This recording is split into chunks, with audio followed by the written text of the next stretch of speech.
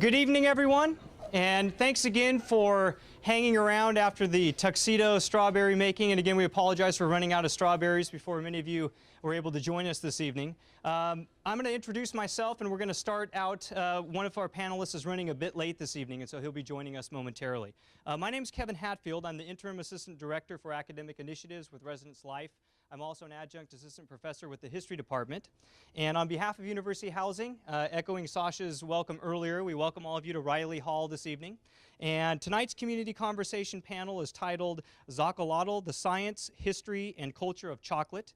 And the Community Conversation Series is a living learning initiative of Residence Life University Housing. And tonight's event was prepared by the students of the Walton Advisory Board, which I mentioned earlier meets every Wednesday at 5 p.m. in the Dement Lounge of Walton. So please join us if you have occasion to do so.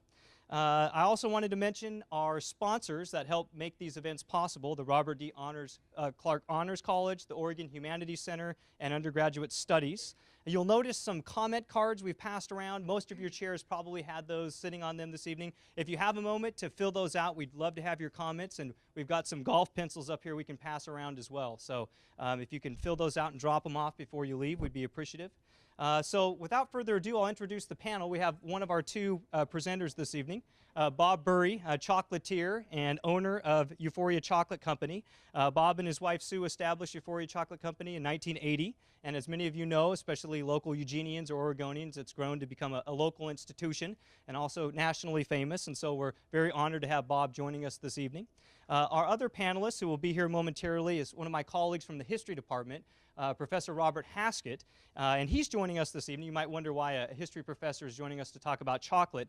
Professor Haskett specializes in Latin America, particularly pre-contact Mesoamerican ethnohistory, and so much of his teaching and research has looked at Nahua culture. And so in particular this evening he's going to talk about the Columbian Exchange and how chocolate makes its way back to the Old World in the 15th and 16th century. And so he'll be joining us here in a few moments, but I think this evening we're going to start with Bob, and we have some lantern slides and it looks like some other amazing stuff to share, and I think we have some treats we're going to pass around maybe at some point as well. So thank you all for joining us. Do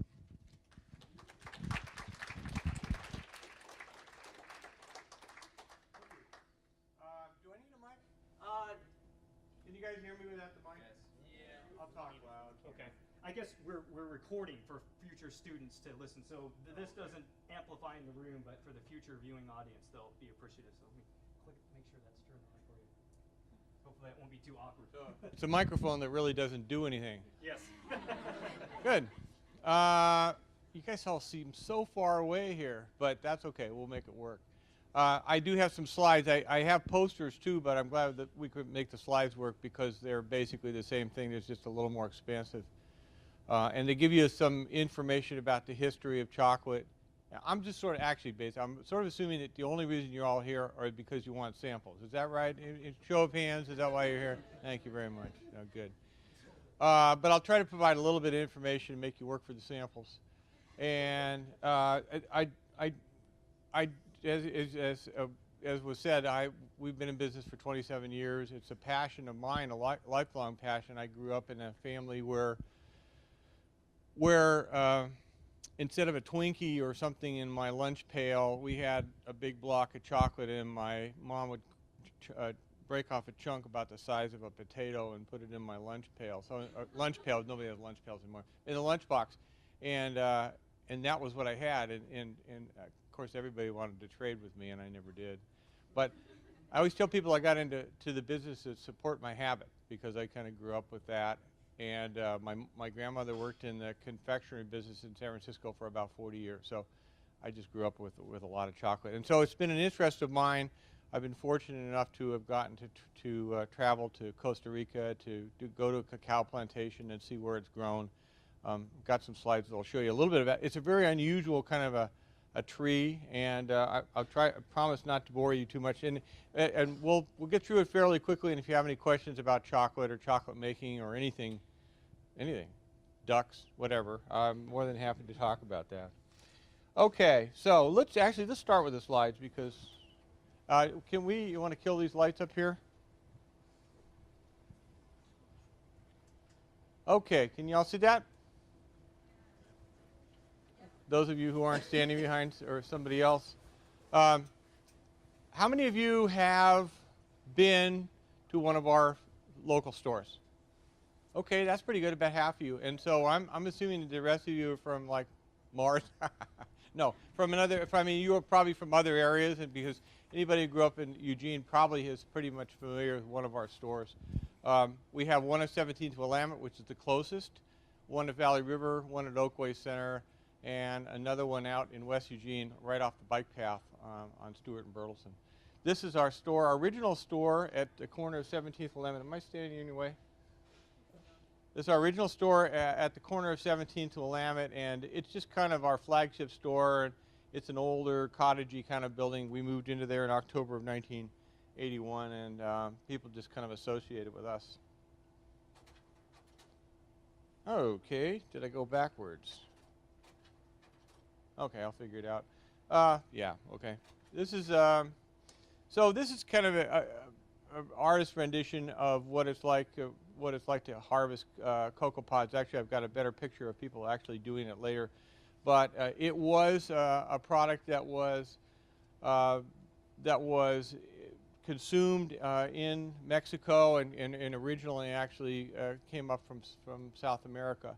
And during the reign of Cortez, or during the reign of Montezuma, Montezuma was rumored to have consumed 50 to 100 cups of chocolate a day. It was considered to be a sacred kind of a food, and they were consumed.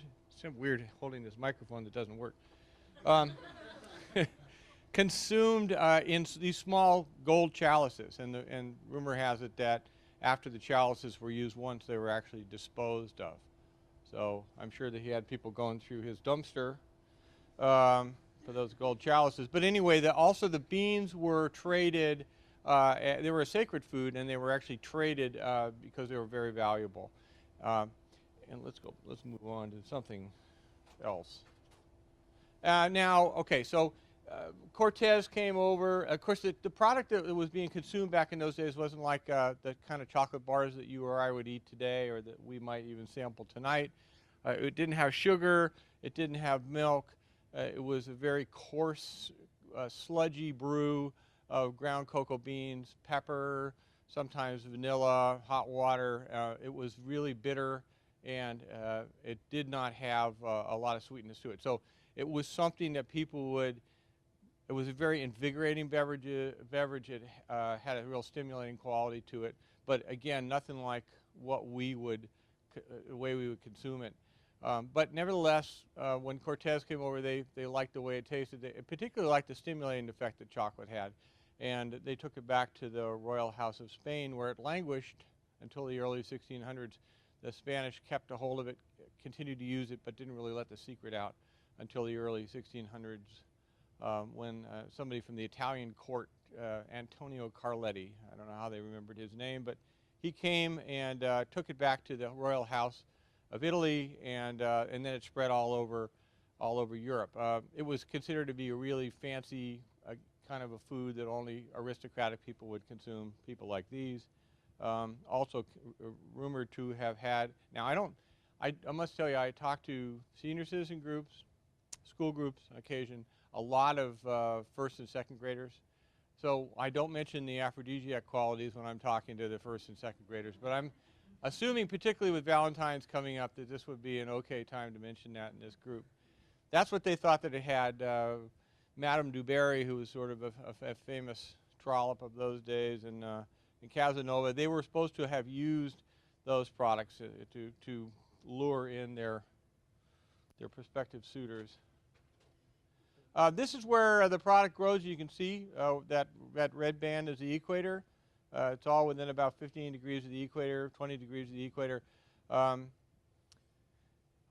vast majority of it, obviously in Africa. This area, Ghana, Ivory Coast, Sierra Leone, this is the area that you hear about a lot in terms of some of the abuses that have happened in the cocoa industry, kidnapping, employing child labor, a lot of kinds of things in an area of kind of political unrest anyway.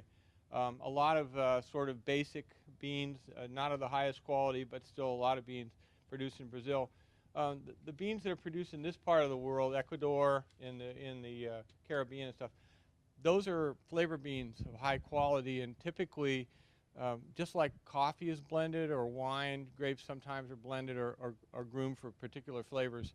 Those parts of the world produce specialty beans that you'll see in a lot of the single origin chocolates that are becoming popular these days. Again, if anybody has a question, just let me know. This is kind of an odd picture. What it is these are cocoa beans that are growing underneath a screen. And one of the things about cocoa trees is that they're an understory crop. And they present a real opportunity because they like to grow in areas where there's a canopy. And so you can actually grow them in places where there's an existing tree canopy and not have to destroy the indigenous forests. And that's being done a lot more now, particularly in places in South America and stuff. And this is an area where they're actually growing in a little bit of cover, but they've put the screening over them just to keep them out of the harsh sun. They tried growing as a row crop in places like Malaysia and really produced very poor quality beans. They just like to be in an area like this. Okay, now this is kind of interesting. Let's see if we can we focus out just a little bit more? I don't know if it's maybe, yeah, that's okay. What you can see is people harvesting the pods, and that's what I was saying about the tree that's really unusual is that the fruit grows right on the trunk. The outer branches might have the male flowers, but the female flowers that produce the fruit are along the trunk or along the major branches right next to the trunk. Really unusual. This guy has a hook, and he's reaching up and he's grabbing a pod, and this guy has, you can't see it very well, but he's got a machete in his hand, and he's cutting that off. Those pods, as you can see, are about the shape of a football, but a little bit smaller, and they're filled with seeds, which I think, if I'm lucky, might be in the next slide. No, these are more pods. Again, you can see how they're growing on the tree, and they do have a couple of harvest cycles, but they also grow, you know, kind of year-round. So there are opportunities to harvest them other times of the year. You can see the flowers too. Those are the the female flowers here, growing off the tree. The different colors of these have to do with the degree of ripeness, and also have to do with the variety. It doesn't really make it. There's a couple of 2 or 3 sort of main varieties, but this is somebody cutting one up open with a machete, and the next picture, I think, no, this is a pile of them. This is really the scale of what's being done out there, and this is, I've been to places where they're harvesting coconuts and coconut oil in Central America and also in Mexico, and it's amazing the amount of work that goes into harvesting coconuts, squeezing the oil out of them, putting it in containers, shipping it off to the U.S. or other parts of the world, and still selling it for $1 a pound. I mean, huge amounts of physical labor. These are tropical areas, but not the kind of tropical areas that we like to go on vacation. These are steamy, jungly areas, and there's a huge amount of handwork that goes into harvesting these things. This is the picture that the kids love, the 1st and 2nd graders. It looks like Cujo, right? Some kind of Stephen King novel.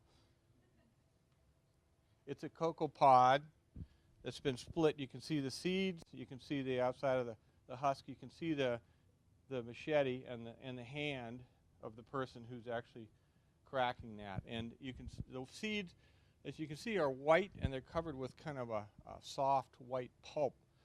They don't look like, they don't smell like chocolate at all at this point.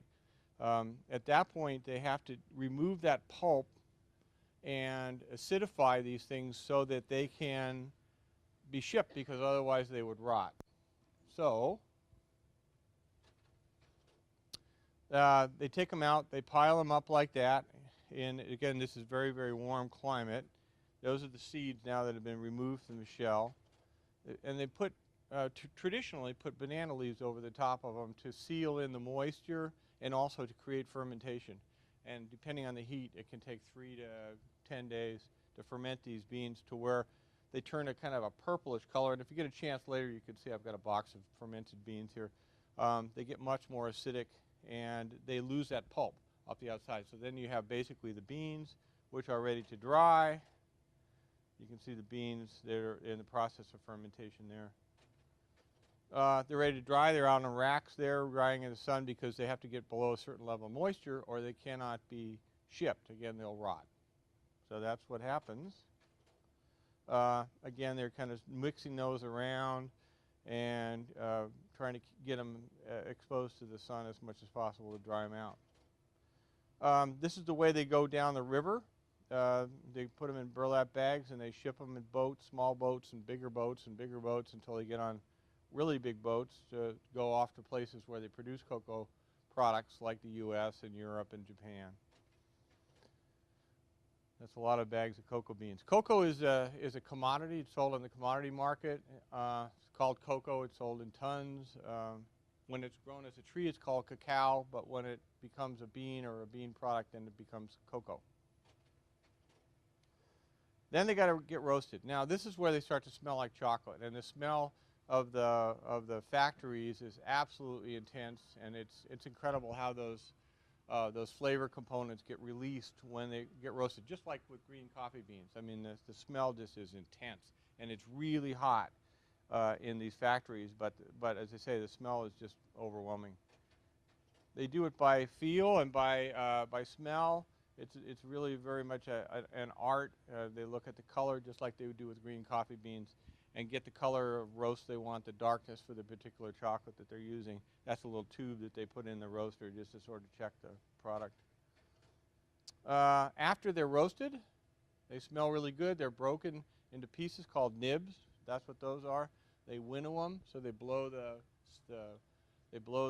skins off the outside, and they have these nibs left, and those are ready to go into the grinder. You can see that they're being ground now. They look like chocolate. The grinding process liquefies the cocoa butter. The beans are about 50% cocoa butter. They're about half fat and about half cocoa solids or other cocoa solids. So you see the bars that are, you were talking about a 99% cocoa bar, right? Standard, like a semi-sweet, is about 50% sugar, 50% chocolate liquor, which is what this is, the hot ground beans. Then now we're getting into the 70%, the 75%, 80%, 90%. I don't know if I've had a 99%, but I've had 91%, and it's pretty intense, although I like it. This shows again, they're refining it, so it goes through these big wheels, and it grinds them finer and finer and finer. This is how they get that nice, smooth mouthfeel that we all like to have in chocolate. This is a press, and what's happening here is they've taken the chocolate after it's been ground, it's in liquid form, and they press some of the cocoa butter out of it. So, and they make dry cocoa cake. I brought some here, and they grind that up to make cocoa. But what they do with the surplus cocoa butter is they add it back into the chocolate to make it richer and also to make it so where it'll set up and get firm. So first it goes into these presses, and they press out about half of or they press out most of the fat that's actually in the beans. You really can't see it very well, but that's a series of discs that basically are with rams in them, and the cocoa butter is pouring out the bottom. It pours out, and it forms into these big cakes, and that's just 100% cocoa butter. My wife used that one with both of our kids to put on their stomach to prevent stretch marks. It's actually pretty common also in different kinds of lotions and sunscreens and stuff like that. Again, the product is milled even finer and finer and finer because your mouth can feel particles that are really pretty small, 4 or 5 microns. You can still feel that in your mouth. And this is called a conch. This is where the chocolate really starts to taste like chocolate. They add whatever else they're going to add into it, sugar, vanilla, milk if it's a milk chocolate, and they work that chocolate back and forth.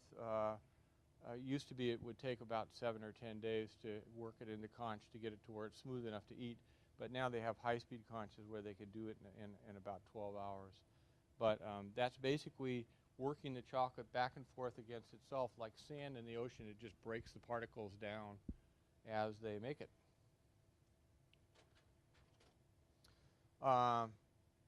That looks good, doesn't it? That looks like a chocolate hot tub. That's a huge vat of chocolate, and this, again, the smell of that stuff is just absolutely amazing. This is being tempered now, so it's thickening and turning kind of a less glossy. They have to cool it down to where it starts to seed itself and then bring it back up again. That's part of the process. Then it's poured into bars or made into chips or made into a variety of other things. And this is somebody working at our place. This is a vat. We're making chocolate truffles. That vat, we make a cream-based chocolate truffle. We make about 3,000, 3,500 truffle centers at a time in that vat. Much smaller equipment than they're using in those big factories. And she's pouring actually the ganache, which is what she's making in there. It's a mixture of chocolate and cream. She's pouring that off into containers for use for a variety of things. They're getting ready to hand dip, so she's stirring it up. They've tempered the chocolate. They've added some. It's a complicated process of melting and stuff, but she's getting ready to dip those truffles in chocolate. You can see some white chocolate truffles there that were dipped. There they are. Those are actually what we call Belgian creams. It's a Belgian chocolate product that we dip in a variety of different flavors. That's a solid chocolate box. You can eat the box. You can eat the cookies or caramels or whatever it is that's in the box. And when we wrap it, we put a ribbon on it. You can even floss with a ribbon when you're done. This is a what they call an enrober. This is a machine that you can actually run products through if you're not hand dipping. And we have a picture of I Love Lucy on there because of the famous Lucy scene. And products actually go through a curtain of chocolate and then go through a cooling tunnel and come out the other end ready to package. There's the other end of it. You can see, so weird. I feel like I'm tied to everything here. This is a curtain of chocolate. The stuff goes, this is a cold plate. The bottoms get cold, product goes through here, gets washed over with a curtain of chocolate, comes out the other end and goes into the cooling tunnel. And we do a lot of hand wrapping, we do a lot of hand work. Pretty much all of our dipping is done by hand. Actually, we don't even employ that, we employ her, but we don't employ the, we didn't lay her off or anything. We don't employ the enrober anymore. We just found that the hand dipping worked better for us for a lot of reasons, so I actually sold the enrober. But we do a lot of hand labeling, a lot of hand dipping, packaging. This is a chocolate melter in our factory. This holds about 800 pounds of chocolate, 400 pounds below, 400 above. It's made for tempering chocolate so that you can get it to when you pour it or dip with it, it won't turn white. If it's not tempered properly, chocolate turns white, and that's called, anybody know what that's called? Good. It is white chocolate, but it's called bloom. When it turns white because of moisture or because of heat, they call it chocolate bloom. White chocolate is actually a mixture of cocoa butter, milk, sugar, vanilla, but it doesn't have any of the dark, the cocoa stuff's been pressed out. It's been made out of those cocoa butter slabs that you saw. She's pumping in a mold. I'll show you a couple molds in a minute. This is Peggy. She's making, what is she making? Chocolate hearts. And those are dark chocolate, actually. We have a pump that pumps pre-measured amounts into the mold. But again, it's all handwork. These are something that we did for Reed and Cross. I guess we won't be doing any more of those since they're gone. But we do a lot of custom molds for different companies. And we just did one for the Olympic trials. It's going to be here in the summer. This is Donna. She's happy. She works in a chocolate factory. She gets all the chocolate she wants to eat. She's our manager of production, and you can see a bunch of chocolate hearts and things that are being packaged here. Donna is almost always happy. And that's the end of the slides.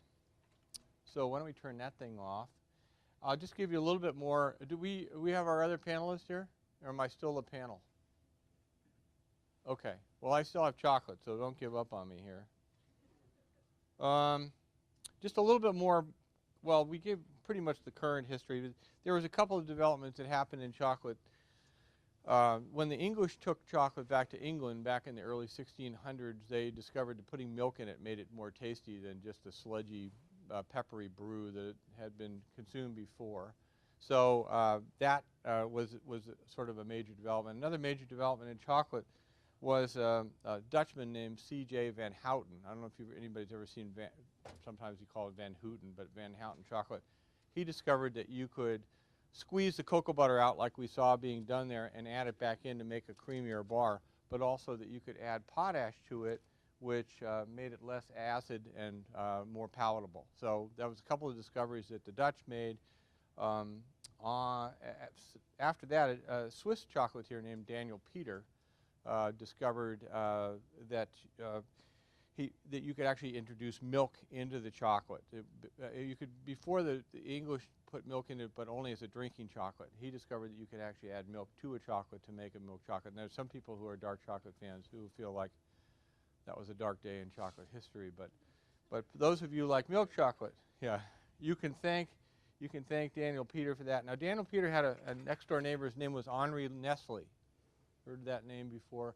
Henri Nestle was his neighbor. He bought the process for producing chocolate from his milk chocolate from his neighbor Daniel Peter for about $200. And so you don't see Nestle's as the big name that you see worldwide, but the industrial arm of Nestle's chocolate, which is Peter's chocolate, is still named after Daniel Peter, but he didn't make any of the money. Henri Nestle made all the money. So. And then, you know, in this country, I mean, Hershey's is probably the best known chocolate company in this country. They started right after the first of in the early 1900s. Actually, kind of an interesting. I don't know. Anybody ever been to the Hershey plant in Pennsylvania? Yeah. And there's also one down in Oakdale, California. If you ever get a chance to go through it, it's pretty entertaining. But Hershey was kind of an interesting guy. It was your typical company town, but he was very people-oriented, did a lot of investment in local schools, medical facilities, housing, sort of developed kind of a model community there. And also they set up farms all over Pennsylvania to produce the milk that they use for Hershey's. And milk chocolate has a real signature taste based on the milk that they use in it. One of the things that was kind of an interesting thing was when 3 Mile Island happened, the nuclear leak at 3 Mile Island nuclear reactor, it polluted or it tainted all the milk in that area, and Hershey's had to buy their milk from a different part of the country, and their chocolate tasted different for a year or two because they didn't have the same dairy farms in the same locale producing the same kind of product. So. Anyway, that's sort of a brief history and some brief information about chocolate manufacture. I'm just going to show you a couple things real quick, and then I'm going to turn it over to our historian who's going to tell you about the older history. I have to hold this stupid thing. This is a chocolate mold that was produced in Germany. It was used in Philadelphia back in the late 1800s. It's called a book mold. And you can see it's for making chocolate rabbits. And these old pewter molds were absolutely beautiful things with really high degree of finish. But it's called a book mold, obviously, because of the way it closes. And they would close it and then open the bottom and fill it either halfway if you wanted a hollow rabbit or all the way if you want a hollow rabbit, or even if you don't. Basically need to be kind of slowly rotated so that the bubbles don't all end up in the ears on the top. But this is the old style of mold, and this is really cool. It makes a beautiful rabbit. However, a more practical way of molding chocolate is in the plastic molds, because you don't have to warm them, and they're flexible and they're cheap, way cheaper than those. I just brought a couple of those to show you, and we will have chocolate. You want to do the chocolate at the end so we don't lose anybody. This is the Valley River Inn mold. We do this for turn down piece for the Valley River Inn. We do a lot. We do a lot of golf balls for the Bandon Dunes Golf Course for their golf resort. So it's a mold basically like this. It's a half golf ball, so it sits on the pillow and doesn't roll off. Oops. Lane Community College, we do a custom bar for them. We've done a bunch of things for the U of O. We've done their university seal and a variety of other pieces for them as well. Eugene Emeralds, bar for them. This was actually is another dated piece. This was it says Hyundai on it, which of course is Hynix now. But when they opened their plant, they wanted to do something special, so we made a couple thousand pieces that looked a little bit like computer chips. Dog bones. Don't feed them to your dog. Not supposed to be good for them. Shells. Bingo cards. You can do chocolate in any shape. And as I say, we do a lot of custom pieces for people who like to have just special things for anniversaries and corporate gifts and stuff like that. So that's kind of a background on us and a little bit of more current history. And I guess we're turning it over. You're going to talk to us about the Olmecs or the Maybe. some of those people. Okay, good. Thanks. I'll just take this. Yeah. I guess you're supposed to talk into that. Supposed to talk into this. It doesn't do anything though. That's interesting. Sort of like my son when I wanted him to clean his room. Okay, so I'm sorry I was a little late because my always reliable car wasn't, but in fact I could do with some chocolate because it's a stimulus. But anyway, what I'm going to do is talk mostly about chocolate in Mesoamerica, which, if you don't know what that was, that refers to basically Mexico and Central America, excluding Panama these days. Chocolate in the era, I'm a colonial ethnohistorian of Mesoamerica, which means I study indigenous societies under Spanish rule particularly, but also before the conquest in background form. Chocolate in that part of the world was very important, and it still is in a way, although as you gathered, the major areas of production of chocolate have now shifted elsewhere. But during the period, I'm going to talk about chocolate was a sacred thing. It was a pleasurable thing, but it was related to social class and social strictures of various kinds. I'm going to give you a little language lesson in a minute. That's what this is about. It was involved in political intrigue and even supposedly in at least one murder was caused by chocolate. So it's a very exciting thing to many people. Now, there are two Bobs here today.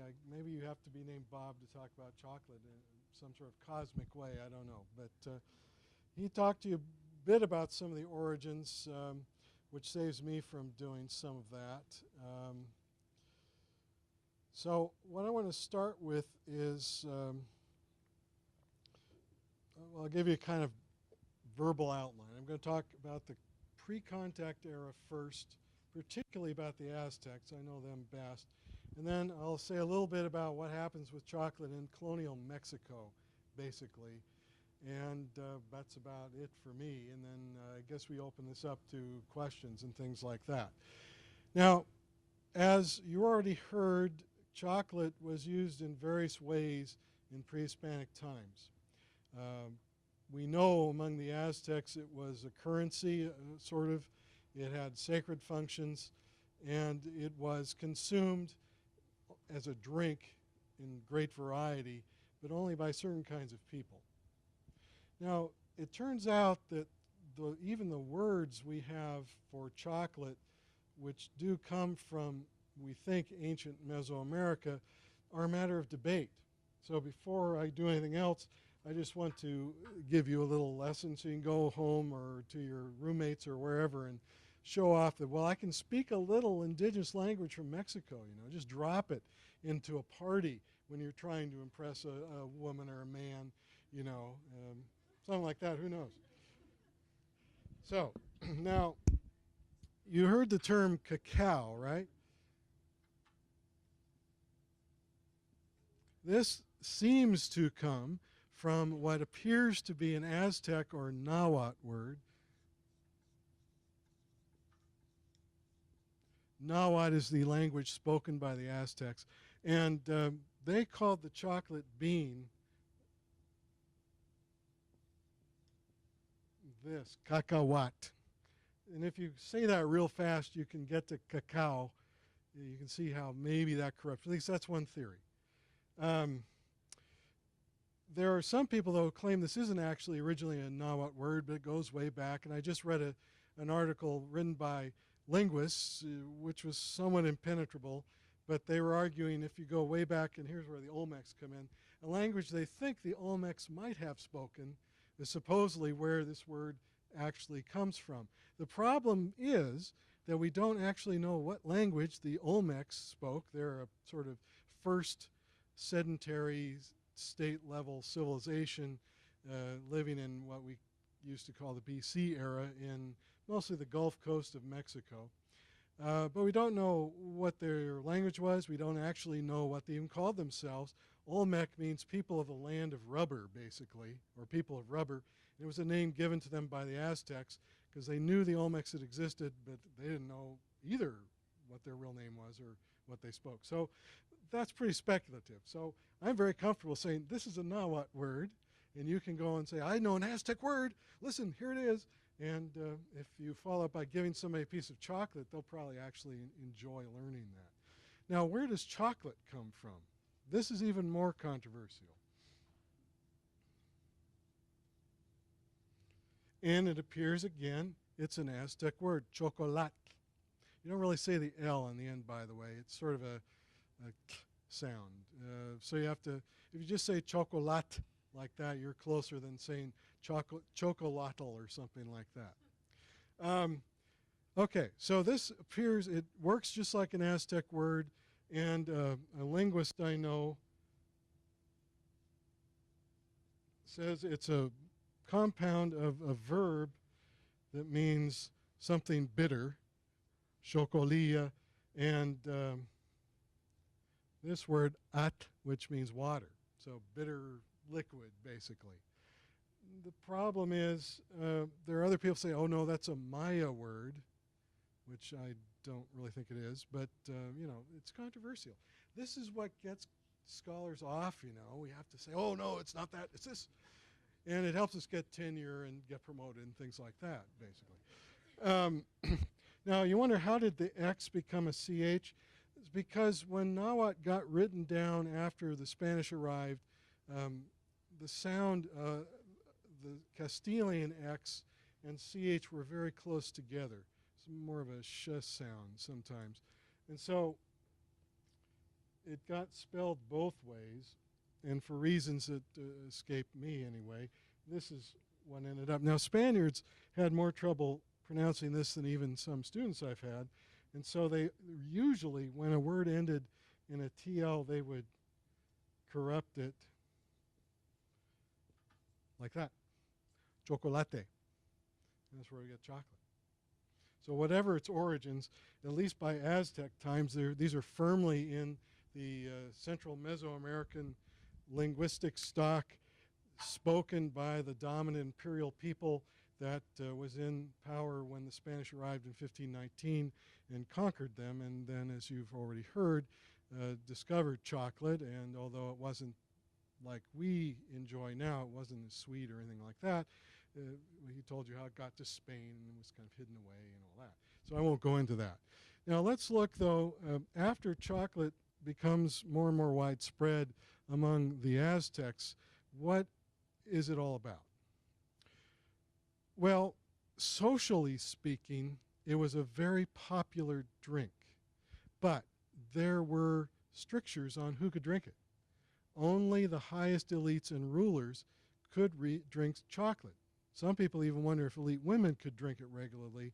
We know elite men could, and probably women, but that's a little less clear. Anyway, that's the only group who could regularly drink chocolate beverages. The only other group who could sometimes drink it were warriors going off into battle. And because chocolate had various properties that people thought stimulated you, and we know that's true, that warriors going off to battle could also drink chocolate, kind of pep them up so they go in and get killed or captured or whatever in battle. So just have a list here, which I'll read so I don't forget anything, of what a ruler might drink. And there's a great variety. So you already heard that Moctezuma, the ruler of the Aztecs, drank chocolate a lot, and this impressed the Spaniards. But this comes from an early colonial document that was originally written in this language. Excuse me, I should use as a pointer, should I? And tells us what a ruler might drink in terms of chocolate. Chocolate with wild honey, chocolate with big ear spice. That's some kind of peppery thing. Chocolate with nothing beaten into it. In other words, just chocolate and water. Chocolate with liquid rubber. Boy, that sounds good, doesn't it? Chocolate with vanilla. Imitation chocolate. That's all it says. I don't know what in the world that was. Chocolate with Xocolatl. Xocolatl is an alcoholic beverage. Chocolate with magnolia blossoms. Black chocolate, white chocolate, rose-colored chocolate, bright red chocolate, and orange red chocolate. Probably they had additives of various kinds of chiles, which we know they did add to chocolate, gave them those different colors. Now, by the way, if you were commoners, and most of us unfortunately would be commoners, we couldn't have chocolate drinks at all, but we could have things like this: dingy tortillas with tomato sauce, white worms, water flies, waterfly larvae, cakes of dried waterfly eggs that adhere to rocks, worm tamales, and here's the best one, worm excretions. Well, so if you were lucky enough to be ruling class or elite, you can enjoy your chocolate beverage and in great variety. Most of these varieties the Spaniards didn't like when they got there, and so it took them a while to figure out how to prepare chocolate so it was more pleasing to them. When they added sugar to it, this was the revolution. I'm going to get a little ahead of myself. Now, as far as the ritual or sacred elements of chocolate, which is, of course, one reason it's really restricted to ruling class people, and because they were thought to be more closely related to the deities. In fact, there's some indication that towards 1519, there is a tendency for rulers to be regarded as at least semi-divine. Where this comes from seems to be older teachings about Aztec origins and prophecies of deities. Here's another great Aztec word for you. I'll write down here. The Aztecs had a patron deity, and he started out as kind of a tribal deity when the Aztecs were a small group of hunter-gatherers. I don't know if you've heard this story, but there's a story that at some point in time, this deity, and here's his name,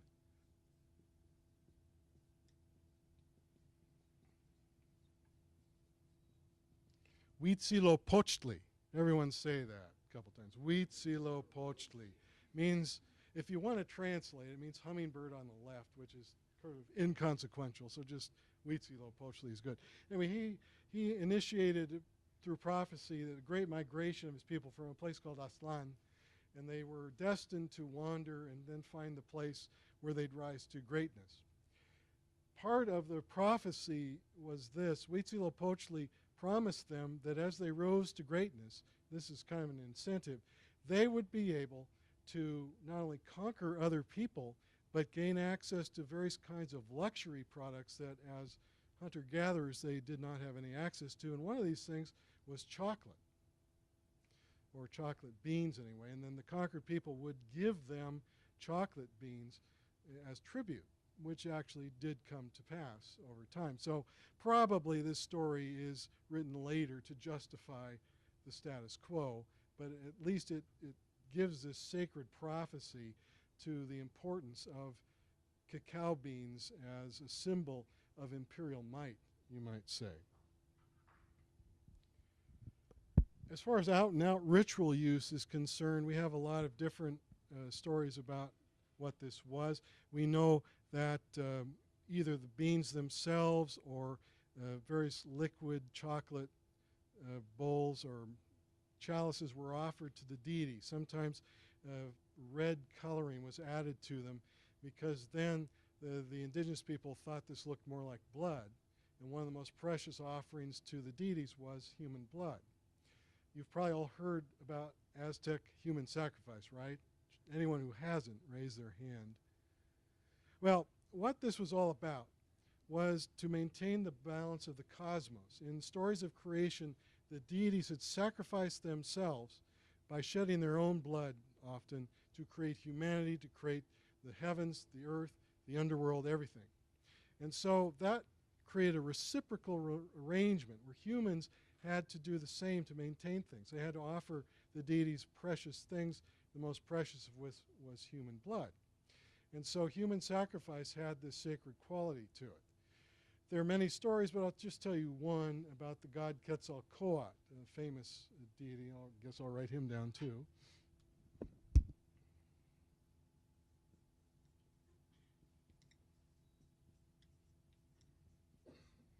This is the famous feathered serpent. Well, when a warrior was going to be sacrificed to Quetzalcoatl, he was dressed in the sort of ritual garments associated with this deity. He was made to dance, and he was given various kinds of stimulants and drugs, so he would always be happy and wouldn't worry about what was going to happen to him, to die on the sacrificial stone. But there was always one priest assigned, according to this story, to watch to make sure that these things didn't wear off. And he became melancholy and began to think about going to the sacrificial stone, maybe crying. This was all bad. You didn't want this. Would weaken the efficacy of the offering. So what happened if a fellow started to come to his senses, basically, and say, oh my God, I don't want to die? They would quickly fix some chocolate. And I'll tell you how they did this in more detail if you're interested later. Then they would, according to this one story, they'd find a used sacrificial knife, the knife they used to plunge into the chest of the fellow being offered up to the deities and rip out his heart. Well, they'd get one of these if it had dried blood on it. They'd scrape the dry blood into the chocolate mug, stir it up, and then feed it to the victim who would drink it and supposedly would kind of get drugged out again and happy and dance around and everything be fine. Whether this is true or not, I don't know. This is a story that was told to a Spanish chronicler by an indigenous informant. Anyway, there are some more stories. If you're interested, I can tell you some later. What happens when the Spanish get here, as you've heard before, is a certain amount of uncertainty about chocolate. But Spaniards could see it was valuable because some of the first descriptions, even before the Aztecs were conquered, written by conquerors, was about their visits to the vast markets, which really impressed them. And they noted the use of chocolate beans, I've got a little bag of them here myself, as currency. And some of them wrote down how much certain things could be bought using these things. So, for instance, a small but very fine cloak of cotton cost 100 beans in the market in Mexico City, which was called Tenochtitlan. I won't bother you with that word. A lesser cloak, 65 beans, things like that. So they knew it was valuable. But when they were offered the drinks, and apparently they didn't realize sometimes there was human blood in these drinks, they thought it tasted really bad, and it didn't really catch on, but they did know it was valuable. Gradually, when they figured out how to make the beverage was more palatable, just as in Europe, once it got over there, it began to catch on in Mexico too. And in fact, it continued to be a currency well into the colonial period. For instance, even in 1607, a chronicler mentions boats crossing the lake to Mexico City. And Mexico City used to be sort of like Venice. The Valley of Mexico is filled up with water, big lakes, and the city was on an island. So they're still having boats crossing with commerce, even in 1607, and carrying big loads of cacao beans. Well, why is that? It's not just because people are starting to drink more chocolate beverages. It's also because they're still using it as a currency. And as the colonial economy begins to expand, they employ a lot of indigenous workers, and they still pay them with cacao beans into at least the first part of the 17th century. If you look farther down in Mesoamerica to what's now Nicaragua, there's still people getting paid in cacao beans by 1860. I don't think it lasts that long in Mexico, but it does last for a while. What kinds of people are getting paid? Well, all kinds of manual laborers. We know that, for instance, a market porter was paid a daily wage of 100 cacao beans. There's obviously been some inflation here. I know from studying a mining center called Tasco in central Mexico. Anyone been to Tasco? It's now kind of a tourist attraction. It's nice. It's a little hill town, sort of reminiscent of a European hill town. It used to be one of the most important silver mining areas, and there's a lot of indigenous labor there. There were indigenous porters that went to and from the mines carrying various kinds of goods until mules became more affordable. And those people were all paid in cacao beans too. And so thousands and thousands of cacao beans were needed for this, which maintained or even expanded pre-Hispanic trade in that commodity down into the hotter lands where this thing grows, the Pacific lowlands of Guatemala, Chiapas, and places like that principally. Somewhere along the line, and it's not quite clear exactly when, Spaniards, as their population was increasing, began to get the chocoholic bug too. We're still talking about beverages though. And at some point, it became lucrative enough for them that it ceases being just an indigenous drink, becomes a Spanish drink. And that means you see in Mexico City and places like that the emergence of coffee shops, except they're not coffee shops, they're chocolate shops run by Spaniards selling to a Spanish or Hispanic clientele. According to one Spanish judge who wrote in the late 16th century, this urge to get cacao beans and to get them as cheaply as possible led some unscrupulous Spanish merchants to trade indigenous people for cacao beans with inferior European goods that they sold at very high inflated prices in terms of cacao beans. So they were gypping basically indigenous people out of cacao beans so they could make a big profit. The judge was lamenting this was going on, but apparently nothing much was being done about it. So what else should I say before I turn it over to you guys? Oh, I mentioned a murder, didn't I? Well, this was bound up, supposedly at least, in a bigger controversy over the consumption of chocolate and the Catholic Church. Chocolate, just as it was in the pre-Hispanic era, was still seen as a stimulant and possibly an aphrodisiac. By the way, I have the Aztec recipe for aphrodisiac chocolate drink if anyone's interested out there. Anyway, this is beside the point. I've never tried it myself, so it may not work, but who knows. So the church was suspicious, as an institution, I should say. The church was suspicious of cacao and its beverages because they thought it was a sinful thing. But even Spaniards didn't quite agree. So this episode, which comes from Chiapas in the 17th century, is recorded by a visiting Catholic English friar who wrote an account of his travels in the New World. And he claims at least that in this one area in Chiapas, the bishop was very disturbed because in the cathedral in the local capital, various well-born Spanish women had the habit of drinking chocolate during Mass. He thought this was terrible and sacrilegious, so he finally banned the practice. But all these women did was move to another church with a laxer priest who allowed them to drink the chocolate. Well, the bishop found out about this and just was enraged and said, I'm going to excommunicate everybody. But the next night, he dropped dead. And of course, the problem was solved. Now, the rumor was, according to this English friar, that one of these ladies had gone to the bishop supposedly to apologize, offered him some chocolate to drink with poison in it to get rid of him so they could continue with their lascivious ways of drinking chocolate. I don't know if it's true, but at least that's a murder story connected with chocolate. Well, to segue up to modern times, as you gathered, Mesoamerica is not really the main production center for cacao anymore, but they still do grow it there.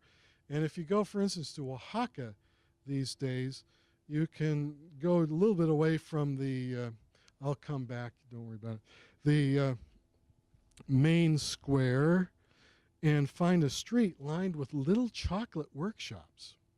And this stuff's all from these little chocolate workshops. You can smell the stuff when you walk down the street because they have these little grinders or mills to mash the stuff up, and it's sort of just a miniature version of what you heard in the more industrial scale here in this country. And one of the biggest ones of these, if you want to call it big, is called Mayordomo. And this comes from the Mayordomo shop. You can also get powder to make a drink.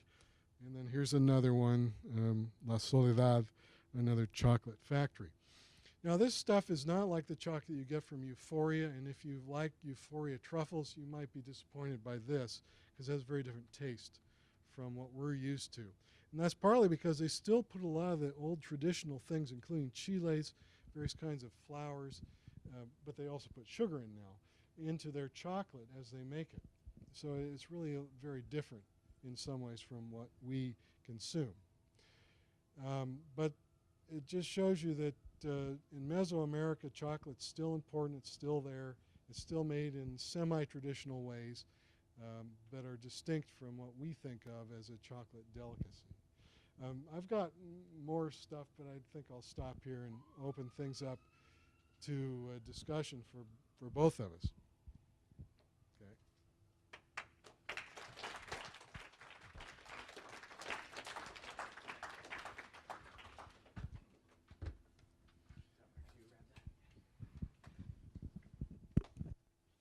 We've got about 15 minutes or so for questions, so feel free to.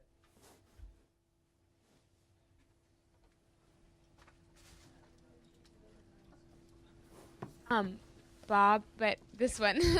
This is a question for you. Where does Euphoria get their chocolate? Mostly. We get our chocolate from a variety of places. We get some from Belgium. We get some from the East Coast, a company called Merkins, which actually it's an old it's a 120-year-old company but it got known for a cocoa that nobody ever heard of. Called Tico, and Tico they produced chocolate.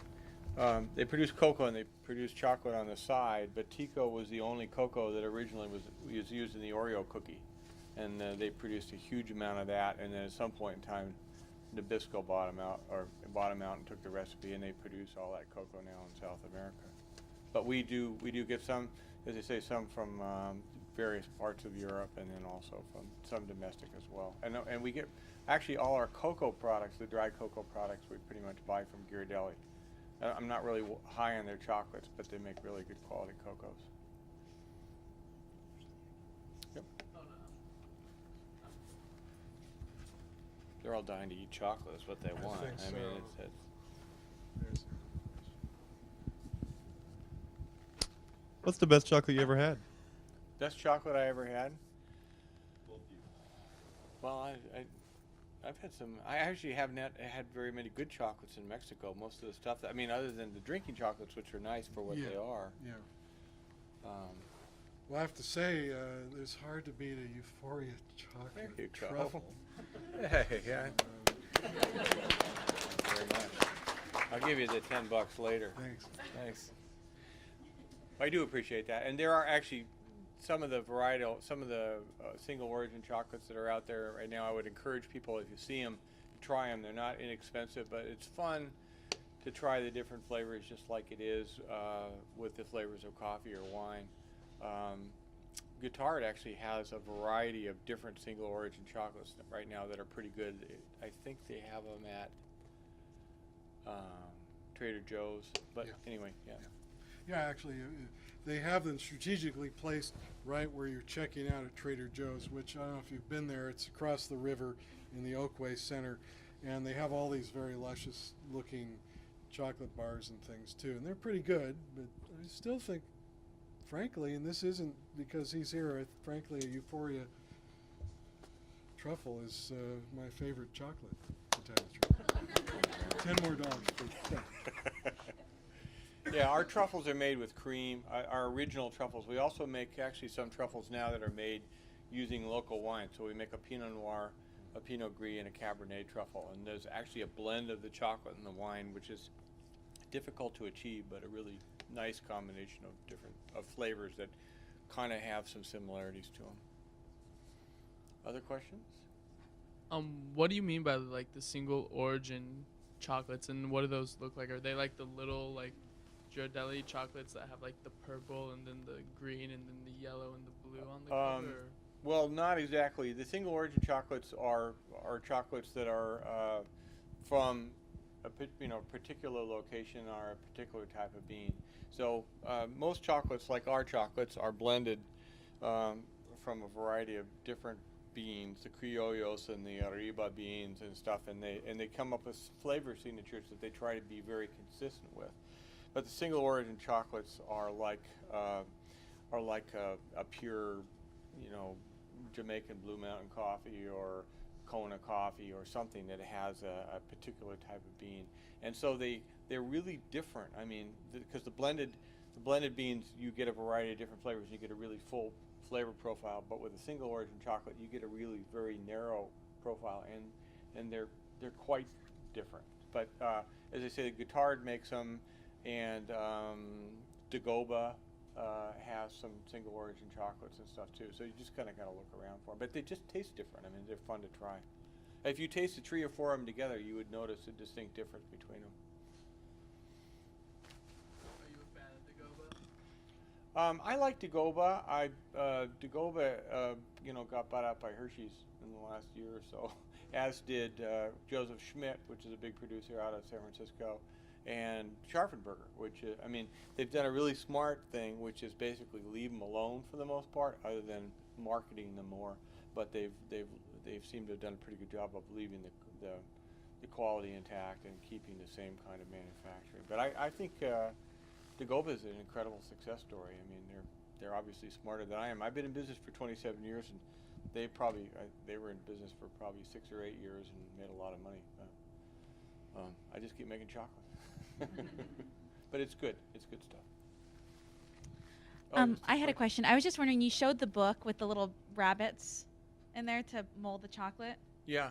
I was just wondering, do people still use those, or is that kind of like an antique thing? Or? No, you can. I mean, you wouldn't use this for production because they're heavy, and because they have to be pre-warmed because there's so much metal mass. If you get a chance to come up and lift these things, you'd be amazed. But this thing actually has to be warmed up to about 85 degrees, because if you pour warm chocolate into a cold mold, it'll shock it, and then that's one way of getting bloom. We talked about that white coating on the outside of it where the fat gets freed up.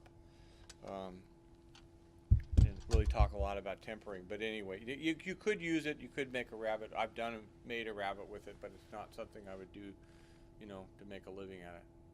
And then for the plastic molds that you have, who makes those? Like, you get, like, someone contacts you and they say, okay, Yeah. I want this done. Who makes Yeah, those? typically if it's something like this, actually this is one we did for a U of O fundraising project. It was University of Oregon. It looks like a dollar bill. It was 75th Oregon. It was a capital campaign that they were doing. Something like that. We would get black and white art in some kind of a JPEG or TIFF or something like that. We'll ship it off to the company that makes our molds, and our molds are made in a place near Akron, Ohio.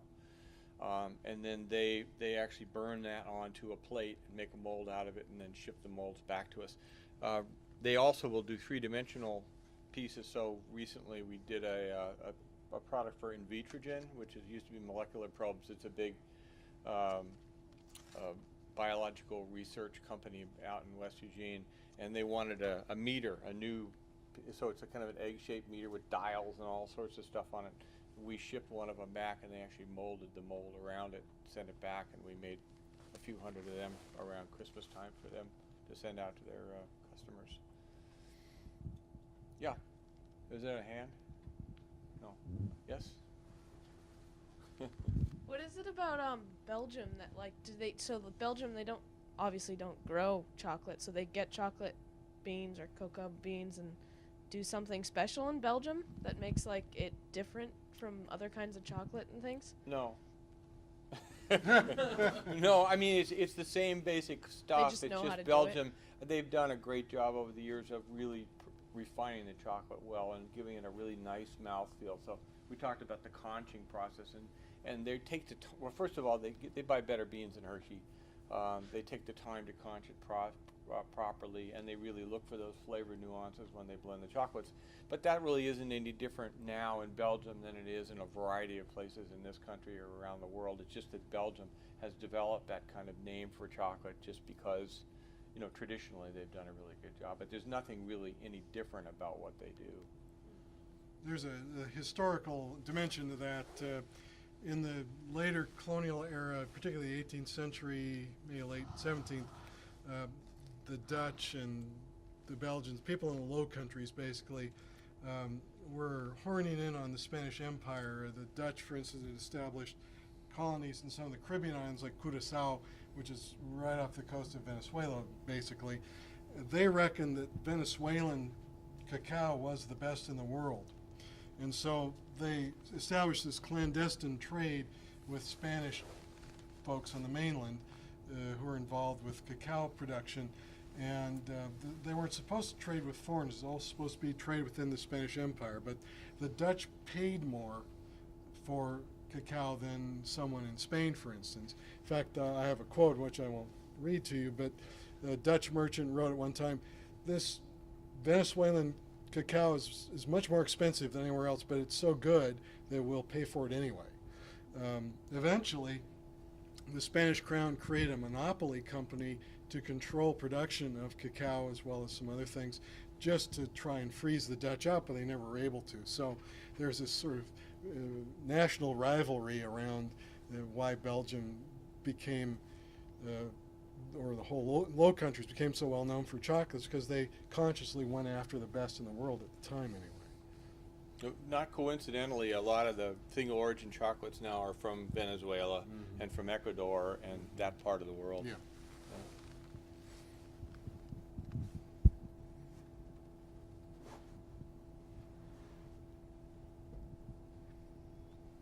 Yeah. It was new news to me that Hershey had bought Dagoba. Do you think that purchase will like alter Dagoba's campaign to like protect rainforests and like environmental habitats? I don't know. It's a good question. I think that Hershey saw, with Scharfenberger particularly, some of these other artisan chocolate companies saw some potential for market share to go away and really wanted to be on top of that. So rather than trying to develop that themselves, they bought that image or that profile. But you know, I think, as I say, so far they've done a pretty good job of keeping their hands off those companies and letting them run themselves. But you know, I mean, the culture's going to change, I'm sure, over a period of time. There are other places too, endangered species chocolates and stuff like that, and they're still privately owned. But you know, it's just, yeah, it's hard to imagine that over a period of time that culture's not going to change. They're just dying to eat chocolate, aren't they? Any other questions? In Japan, they sold the 99% cacao, Yes. like chocolate, Yeah. and they were saying that it was actually good for you. Yes. Like, if it is that 99 or I guess 100, is that actually true? And Yeah, 99% chocolate seems like an odd thing to me, because really the difference between that and 100% is probably about nil, except chocolate liquor, which is, I showed you earlier, that chocolate beans, after they grind them up, where they're about 50% fat, 50% other solids, typically does not have a really nice mouthfeel. It hasn't been conched. And so even though it's bitter, like the 99%. The 99%, I'm sure, has been refined and conked to where it's really smooth. But theoretically, the health benefits are from antioxidants, natural antioxidants that come in chocolate, and maybe, who knows? Maybe did some of those people live forever? Well, no, but the Aztecs also thought that chocolate was good for one, and they had specific varieties of chocolate drinks that they prescribed basically for certain kinds of maladies. So if you were basically feeling run down or poorly, you drank a certain thing. If you had a fever, you had another one that you'd drink. And it all depended on what they mixed into it. They also, as I said, they also believed it had aphrodisiac qualities, and that was 2 different kinds of flowers and vanilla mixed together with chocolate, and then you drink it, and supposedly, it's the early day Viagra or something, I don't know. But that sense still remained in the colonial period. There was even a saying in 17th century Mexico that, if you drink a chocolate every day, you'll be happy and healthy all your life, basically. Now we do think that chocolate's good for us. By the way, I just read that a scientist claims that one of the chemical properties found in chocolate, when you eat the chocolate, it gets released in your system, and it acts just about the same way as the chemical that's released into your brain when you're in love. So there may be something to this, I don't know. Right, it releases endorphins. Yeah. It's phenylethylamine. Yeah. That's right. I wasn't going to try and No, say it. But and chocolate also has a mild heart stimulant in it, theobromine and some caffeine. But the darker the chocolate, the better it is. Theoretically, the antioxidant properties are better, just because there's more of a concentration of the antioxidants in it. So then is white chocolate bad for you?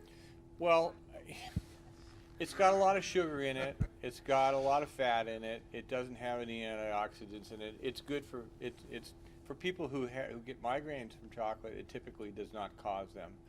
It basically has a little residual flavor because of the cocoa butter that it's made with, but it really would not have. If they're, I'm hesitant to, although I think chocolate and red wine together, I think that would be a great health food diet, wouldn't it? I mean. We should just eat that all the time. Yeah. Why should we bother with any other food? But I think that there isn't any of that. There's none of those antioxidants in white chocolate. So you're just getting the fat and the sugar. Other questions? All right. I want something to say though. Like during these days, still like you said that you went to Oaxaca. I don't know if you got a chance to go to Oaxaca. There are some places over there in Oaxaca that still during these days, they grind up, they try to keep the tradition of the Aztecs and everything in certain areas wherever they still exist during these days. Mm-hmm. But I wonder if you had a chance to actually try the actual chocolate mixed with water, just pure chocolate with water. No, I've never had that. Yeah, because people here, this one time I was actually telling that, they still have those drinks sometimes, just chocolate with water. Yeah. And because I was about to ask in one of this cafeteria somewhere, and they were like, chocolate with water. I wonder how that tastes like, because usually just with milk. And since, a lot of people don't know that still during these days, they actually still try to keep that tradition. Even all that Nahuatl languages, the Aztecs, something like the Mayan. I got to learn a little bit of it, but what interested me because the tradition over there is that every day they'll have that chocolate drink. Mm-hmm. Yeah. So I was kind of curious to see if you had a chance to try it. No, I hadn't, but particularly it's hard to find actually unless you know where to look for it. And even these chocolate places near the square don't, as far as I know, don't serve that. But you reminded me of something else that's interesting. It's because in some indigenous traditional communities, they still use chocolate in very ritual ways. They still offer it to sacred springs, probably more openly than they could in the colonial period, obviously, because the Catholic Church doesn't have the coercive power it once did. But they'll also offer it to saints and things like that, and that's a very old practice too. In fact, in the Cathedral of Mexico City, the Spanish erected a very beautiful statue of a kneeling Christ and encouraged people to bring cacao beans to offer to Christ, and he became known as the Christ of Cacao. And if you go to Mexico City Cathedral, he's still there in a side chapel. according to the same British traveler, by the way, he charged that the priests in charge of this thing would, once in a while, they'd gather up the cacao beans and then go sell them in Iraq. These priests live very high lives and they drink a lot of chocolate. So he was claiming they were corrupt, but maybe they were. But it's interesting they were doing that at the same time, saying you can't have chocolate during Lent, you shouldn't drink it because it's sinful, and excuse me, and you know all the rest. But you know they're human beings like anyone else. How many of you seen the movie Xocolatl? Oh yeah. There's a great scene with the priest in there where he climbs. He can't stand it anymore, and he climbs in the window and shoves all the chocolate in his face.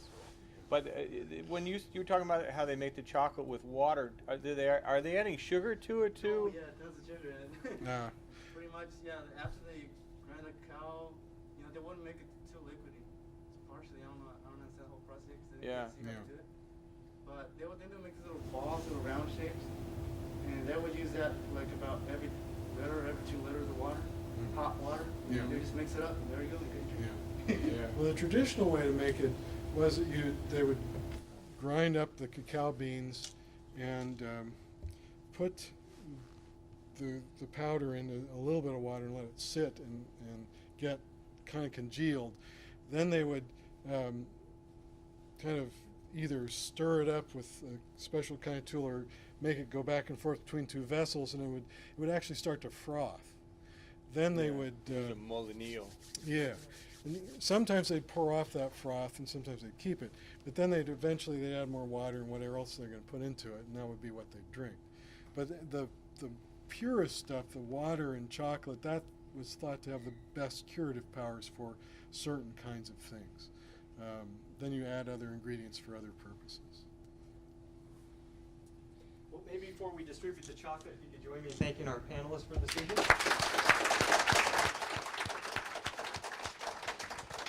And I just also wanted to mention briefly that our dining crew helped prepare for this panel by trying to channel the spirit of some of the early Spanish beverages. So for any of you who'd like to try that, at the Duck's Bistro and at Common Grounds, there's a chocolate beverage where they've used some cinnamon and some cayenne pepper, and and some vanilla, and that's available through the 13th of February. So if anybody wants to try that, definitely give that a shot. And I should also mention that our library partner, Elizabeth Peterson, helped put together an annotated bibliography for tonight. So if anybody wants to do any further reading on this topic, please feel free to visit the Library Community Conversations website and take a look at that. So thanks. A couple things. I think there are 60 people in here. There just should be enough for at least 2 hearts for each person. So when you come up, if you could take just a couple, the dark ones are in the pink and the milk ones are red. And if you like milk chocolate or somebody else likes dark, you guys could swap around or whatever. But just take a couple and there should be enough to go around. We make a Mexican chocolate truffle in our factory that's made with, I mule in about a gallon of organic vanilla every year from Mexico. I bring it back in my bag. It's really good. And we use cinnamon and stuff in it, so it kind of has that flavor a little bit. But the flavor of the Mexican vanilla is so unique and so special. It's really cool. So, are we ready? I think so. All right. Here, you might as well jump in. You might get a okay. So, like I say, there should be enough for you to each take a couple, and there might even be a few left over.